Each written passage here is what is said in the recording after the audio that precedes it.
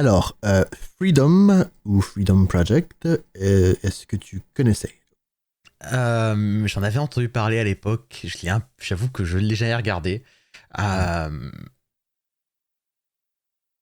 et à voir cet opening, je me dis que j'aurais peut-être dû m'y intéresser d'un peu plus près. Alors, Freedom, en fait, c'est une série de OVA qui a été commissionnée et designée par le fameux Katsuhiro Otomo, à qui on doit des choses telles que Akira et Steam Boy. Et ça se voit. Et voilà.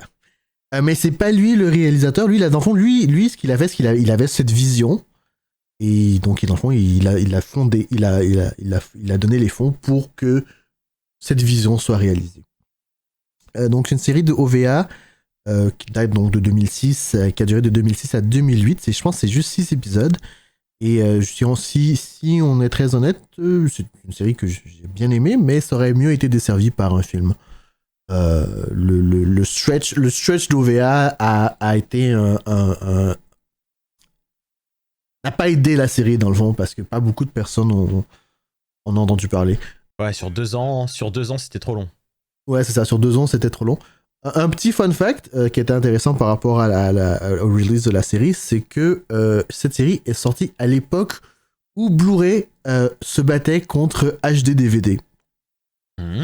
Et pour le choix de sortie de cette série, ils sont allés avec HD DVD. Dommage. Voilà.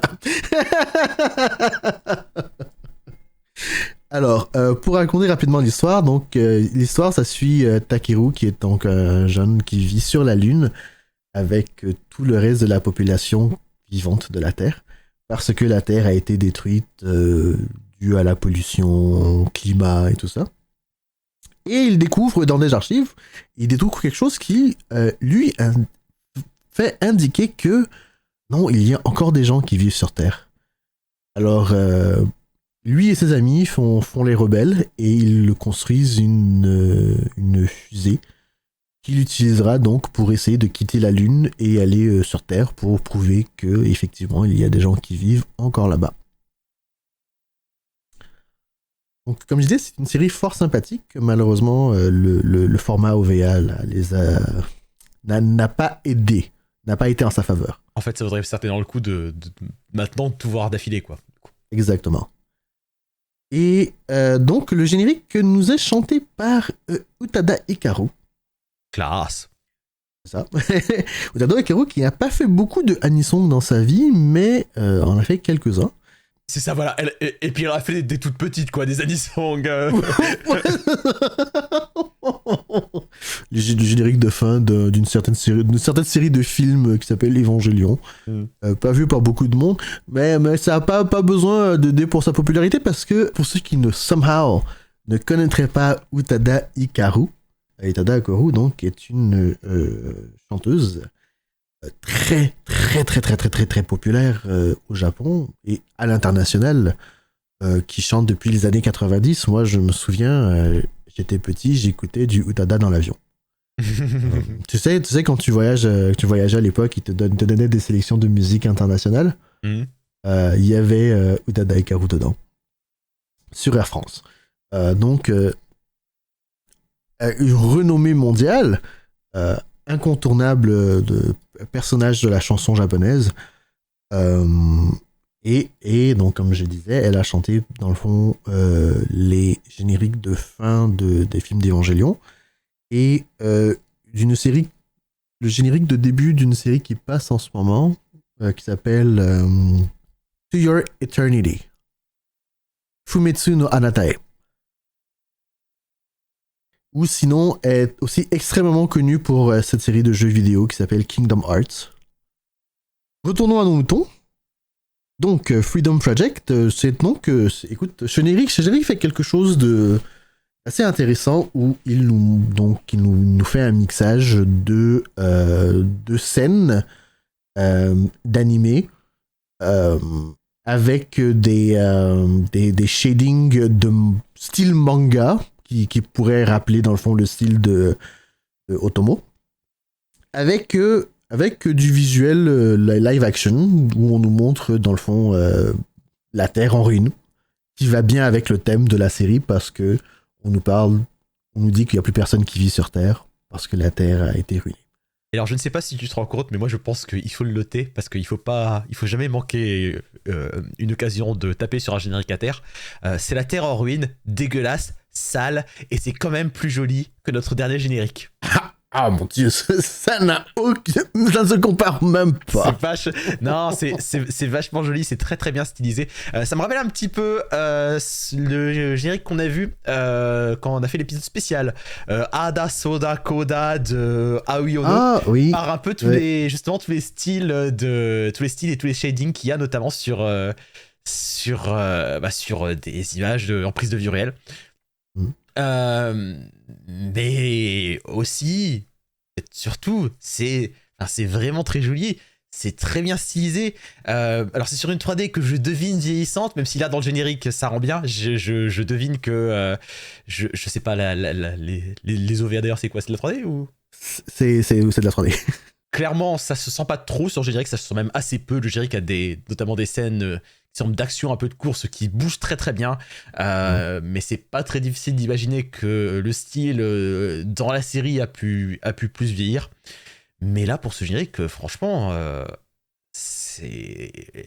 Waouh, en fait, c'est super bien. Et puis, on est en plus sur une très bonne chanson du Utada Hikaru. Enfin, je veux dire... Non, écoute, il y a quelque chose de génial par rapport à...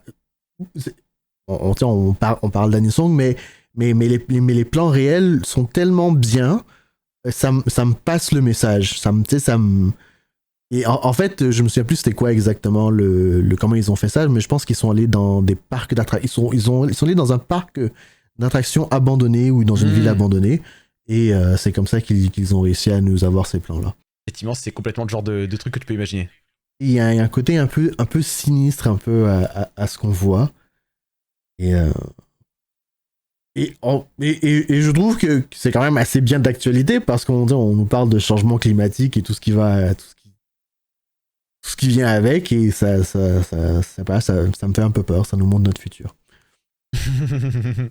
Franchement, ouais, je serais pas mal sous le charme du générique du début à la fin. Il y a un ou deux plans, en vrai, que je trouve... c'est les tout premiers plans de la Terre. Alors en fait, je pense que c'est aussi logique parce qu'il faut leur donner probablement un côté plus sombre et délabré et sale des bâtiments avant vraiment d'arriver de nouveau à ce qui est stylisé. Que je trouve un peu moins fort, mais globalement je trouve le générique rempli de plans forts, super bien stylisé. Très bon générique. Très bon générique. Très très bon générique. Parfait, alors je te propose de le classer.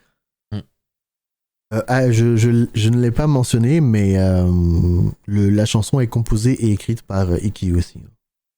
D'accord. Utada Hikaru aussi, donc ok.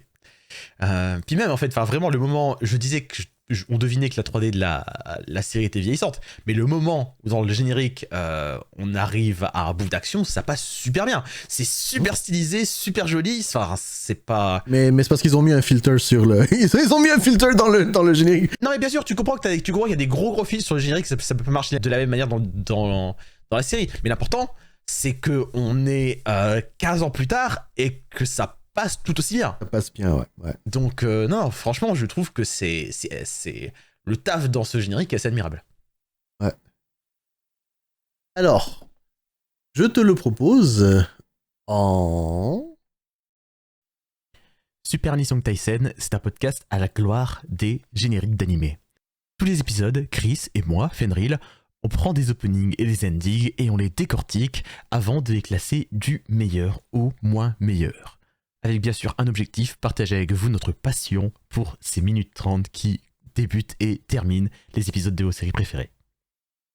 Afin d'éviter les problèmes de droit, ceci n'est qu'un extrait de notre épisode. Vous pouvez retrouver l'épisode complet sur un lien qui vous est donné en description. Et le podcast est également disponible sur toutes les plateformes de podcast audio. Au plaisir de vous retrouver.